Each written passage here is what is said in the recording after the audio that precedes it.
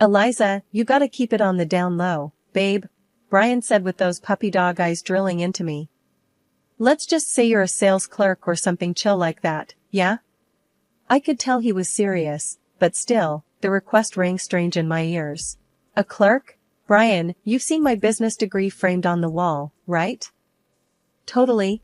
He chuckled, scratching the back of his neck. But my mom's, she's special, you know?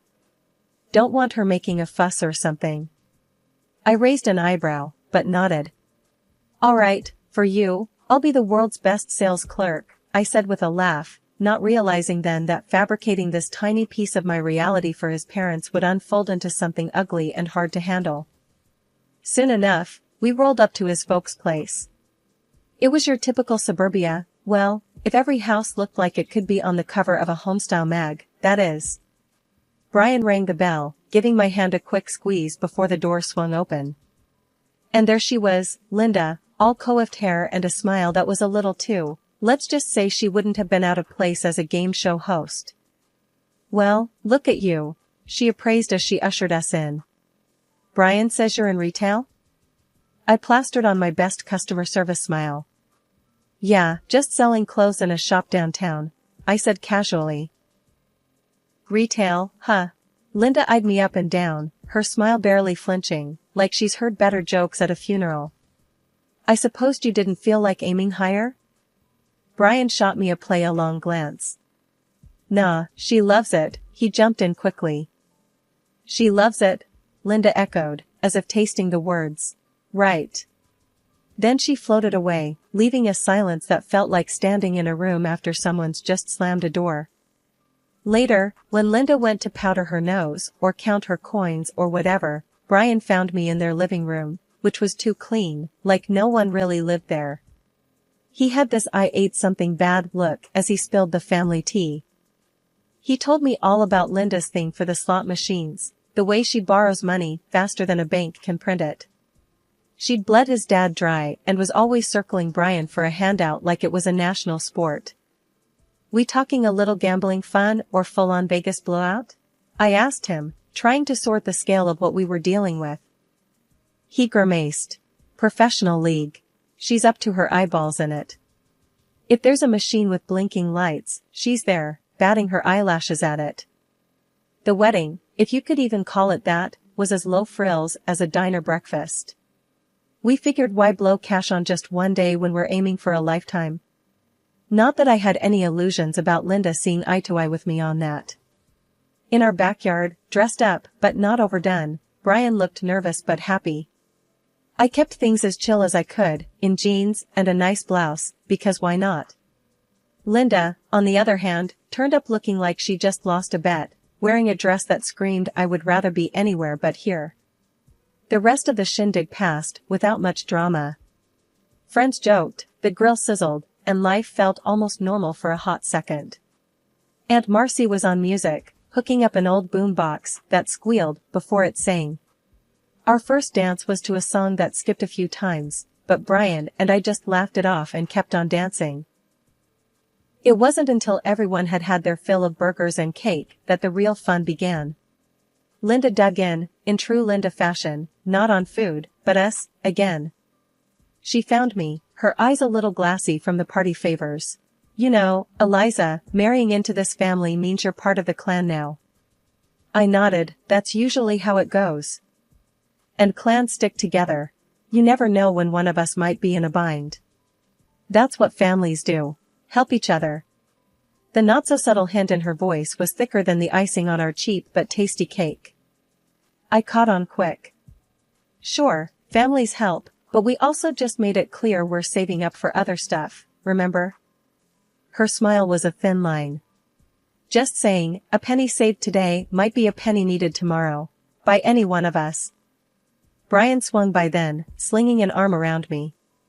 And any penny we save is staying with us, for our future, isn't that right, babe?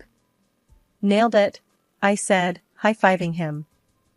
With arms linked, we wandered off, leaving Linda to stew in the middle of a party that was everything she didn't want.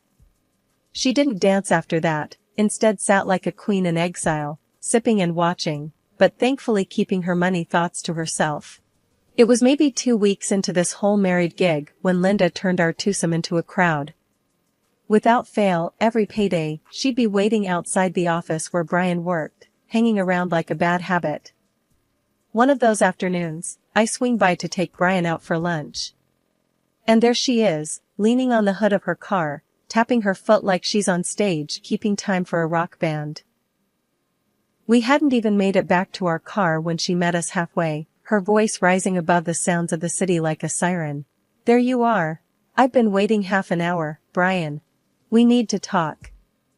Brian's usually the calm type, but I saw that jaw clench. "Mom, not now. I'm on break, and we've got plans." She wasn't one to be sidelined though.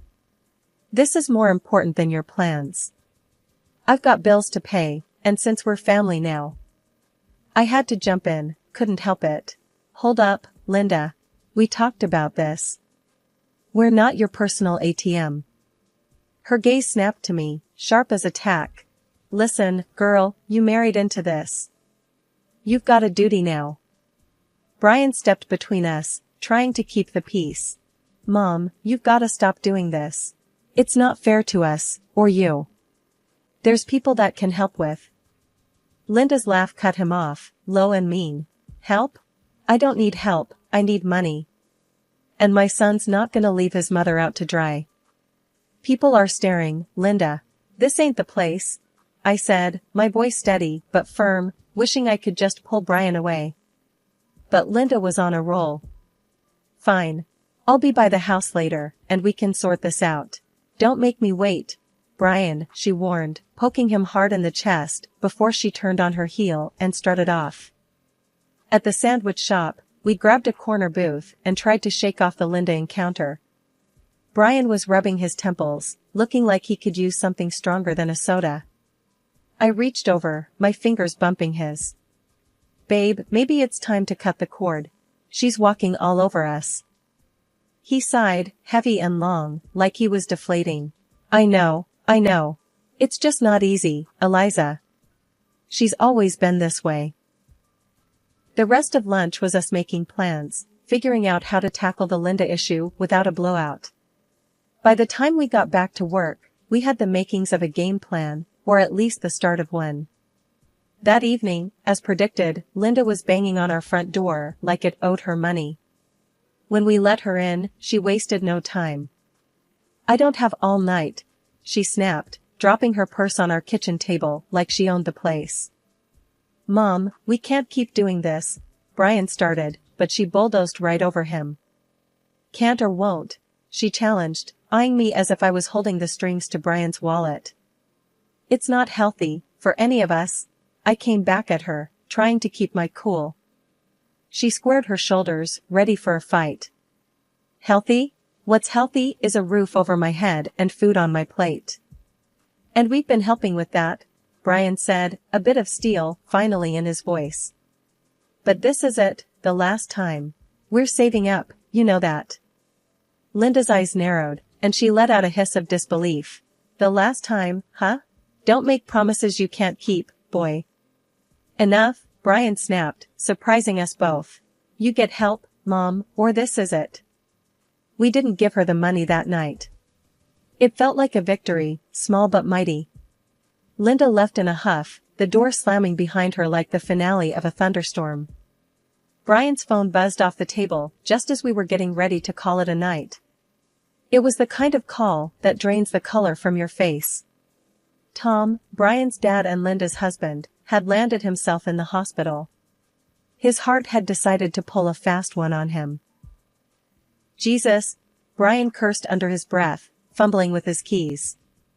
We bolted out the door before the echo of our slamming door had time to fade. The harsh lights of the hospital were a stark change to our dim cozy living room. I could see Brian's chest heaving as we made our way to the front desk. The lady there pointed us to the right wing with a bored expression like she'd seen it all before. We found Tom in the ICU, hooked up to more beeps and blips than a video game arcade. Seeing him like that, all wires and tubes, it got to Brian. I saw his eyes water, his hands shake. "Dad," he choked out, gripping the railing of the hospital bed. Tom's eyes were closed, but they fluttered like he heard us. I put a hand on Brian's back, no words, because what could I say? It's then, watching the rise and fall of Tom's chest, that Brian turns to me, his voice a low tremble. "Where's Mom?" Good question. I pull out my phone and gave Linda a call. No answer. So I tried again. And again.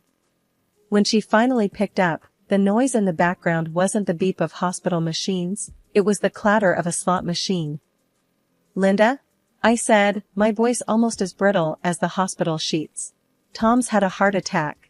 We're at the hospital." There's a pause, a cash register's ring, cutting through. "Yeah? And you should be here." Brian grabbed the phone from me, nearly shouting.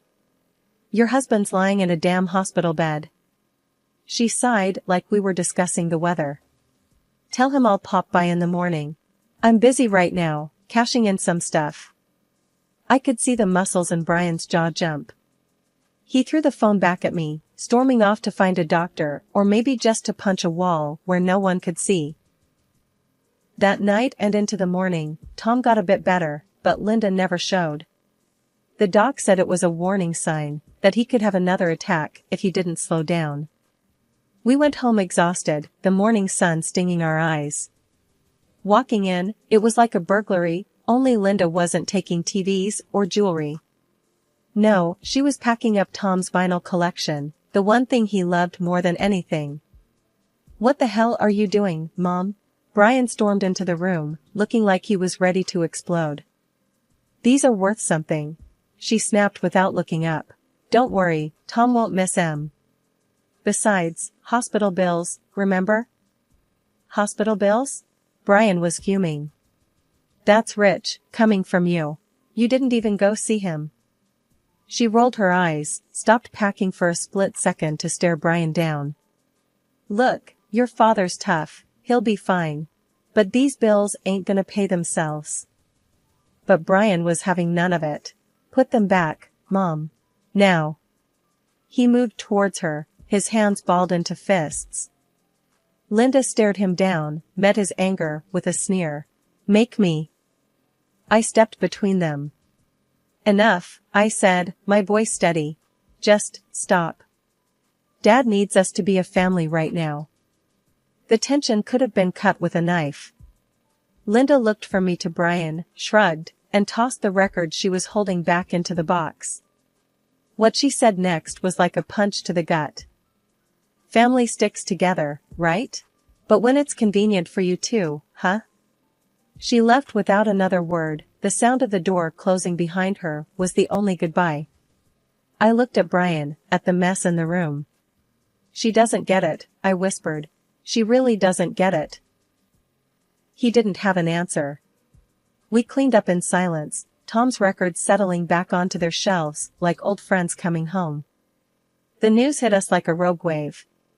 Tom was gone, just like that. The world had the nerve to keep spinning, the sun to keep rising and setting, as if nothing had shifted beneath our feet. Brian was numb, you could see it in the way he moved, like somebody had filled his shoes with lead. We did what people do in these times. Made calls, arranged for a funeral, picked a casket, a dark, polished thing that seemed too grand for Tom, who'd never cared for flash. The house was a mess of flowers and sympathy cards, the air thick with the smell of lilies and the sound of muttered condolences. Linda was nowhere. It was as if she'd vanished into thin air, her presence erased from our immediate reality. People asked about her, of course. "Families always hit the hardest," they'd say, nodding like that explained everything. Days passed, and she was still MIA. Brian had stopped asking after her. Stopped wanting to hear her excuses or lies. Then, the funeral. I expected her to be there at least, to show her face, say her goodbyes. But she was a no-show. "Hello," was all Brian said, looking at the empty seat next to him reserved for his mom, the word echoing in the quiet of the chapel. The service came and went.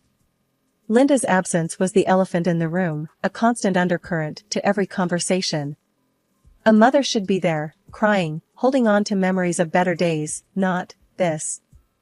It was maybe a week after, I ran into Linda at the grocery store. if you could call it running into her.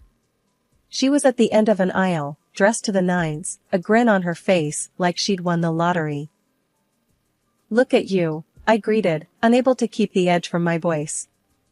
She swiveled around, that grin never fading. "Well, if it isn't the grieving widow. Lighten up, will ya? It's not the end of the world." My fists clenched at my sides, but I stood my ground. "You didn't even come to the funeral, Linda. How could you?" She shrugged, her jewelry clinking with the motion. "What's the point? Sobbing over a hole in the ground? That's not for me. Besides, Tom left a tidy sum. I'm rich at last." I could feel the heat rising in my cheeks, the dirty glares from other shoppers. "How can you be so cold? Brian's a big boy. He'll get over it." She waved a manicured hand dismissively. "Everyone does." "That man loved you till his last breath," I shot back, my voice shaking now. Linda just laughed. "Love, love. In the end, it's money that keeps you warm at night."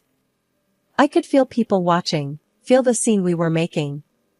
It took everything in me not to scream at her. So, I turned on my heel and walked away, the sound of her cackles following me like a bad taste in my mouth.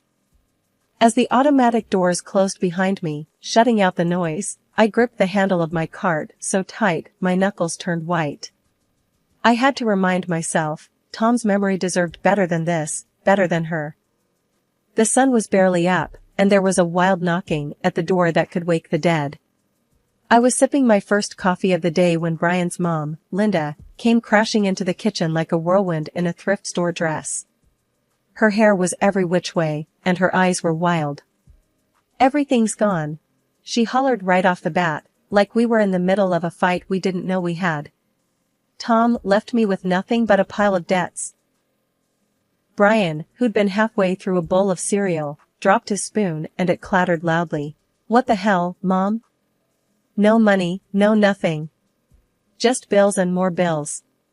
Linda was waving her arms now, papers flying from her hands like panicked birds. It would have been funny if it wasn't so tragic.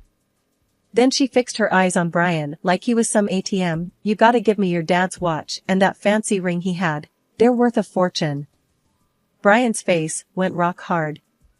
"Dad's buried with his watch and ring, Mom. You know that. He wanted it that way." That stopped her, for a microsecond. "Well, dig him up then." The words came out of her mouth so fast you'd think she'd said, "Please, and thank you, and by your leave." "Nah, ain't happening." Brian shook his head, leaning back in his chair as if he needed the distance. "They're staying with Dad. End of story." Linda looked like she'd been slapped. She opened her mouth, closed it, then whipped around with her coat flapping behind her like dark wings. She was out the door before we could say another word. It wasn't even light out yet when the knock came. I knew it wasn't good. Cops don't do house calls at the crack of dawn to share a cup of joe. I was barely awake, struggling to make sense of the two uniforms and serious badges at my door. Brian stood behind me, boxers and bedhead, rubbing his eyes like he could wipe away this bad dream. "Brian and, sorry, ma'am, your name?" the taller one asked. "I'm Eliza," I managed, my voice gravelly with sleep. "You folks know a Linda Harrison?" The cop had that cop look, not quite suspicious, not quite sorry. Brian nodded, shoved his hands in his hair. "Yeah, my mom." "What's she done this time?" "She's been arrested," the officer said, and his partner handed us a slip of paper. "Caught trying to dig up her late husband's grave." Brian cussed under his breath, a stream of words that would make a sailor blush. "I'll put some pants on," he grumbled. We were down at the station, faster than I'd like, the kind of place you never want to be. The fluorescent lights were too bright, the coffee from a machine too weak. Linda was sitting there, her pride fighting with the dirt on her clothes. The sight would have been comical if it weren't so damn sad. "What the hell, Mom?" Brian threw his hands up as we approached the bars. "Don't you what the hell me, Brian," Linda shot back, fire in her eyes. "I did what I had to do." "You tried to rob Dad's grave, Mom." Brian's voice was a tight wire about to snap. That watch would have paid off everything. She hissed back, gripping the cell bars like they were the only thing holding her upright. And what? You didn't think about us, huh? Brian towered over her, all muscle and anger. I put a hand on his arm, could feel the coiled tension like a live wire. Let's talk this out. There's nothing to talk out. Linda spat. I don't expect you two to understand. Not until you hit rock bottom, too. Linda, this ain't rock bottom. This is digging a hole straight to hell, I said, my own anger flaring. The ride home was silent. We knew the day would come when we'd hear from Linda again. That's the thing with debt, it's like a zombie. You think it's dead, but it can come back with a vengeance. But for now, we'd leave the dead to their sleep and the living to their mistakes. We had a life to live, and no amount of digging would change our course. There was no going back after what she did. Brian tossed our old phones into a donation bin the next town over, and I watched the numbers light up like unwanted stars before going dark for good. We didn't owe anyone an explanation, least of all her. As the city limits faded in the rearview, our new future was a cozy apartment in a nameless neighborhood, where the nosy next-door neighbor couldn't pick her out of a lineup, much less us.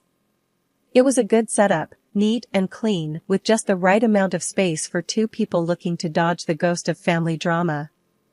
We unpacked our lives, minus the baggage of anyone else's mistakes. Brian hammered together discount bookshelves with the sort of focus you might mistake for anger if you didn't know him. But that was just Brian being Brian, all in or nothing. I'm not thinking about her, you know, he said over the squeal of a stubborn screw. I nodded from where I sorted our collection of DVDs, comedy, stacked separate from the action, a place for everything. I know. We didn't talk about her after that. We didn't need to. Weeks spun out and the city we left might have been another planet for all the market left. But small talk has a way of traveling, and it wasn't long before a text from an old neighbor found its way to us through the blurry social network of people we used to know. She'd gotten off with a suspended sentence and a wad of fines instead of jail time, now spending her days scanning groceries and chipping away at her mountain of debt. We heard she's living in a place with cracks in the walls and plumbing from the dark ages, but if she was looking for sympathy, she wouldn't find any here. Brian read the text over my shoulder and huffed out a laugh that almost sounded like relief. Guess she's getting by, then, was all he said before going back to his new video game, thumbs tap dancing over the controller like it was just another day. And really, it was no more drama, just us and our quiet life. Gets what she deserves, I muttered, deleting the text and blocking the number. No loose ends. Yeah, Brian agreed, pausing his game to look at me. But that's her circus, not ours. We knew that somewhere out there she was still picking up the pieces, but we were too busy building something new to care. Sometimes people break things too badly to put them back together, and that's just the way of it.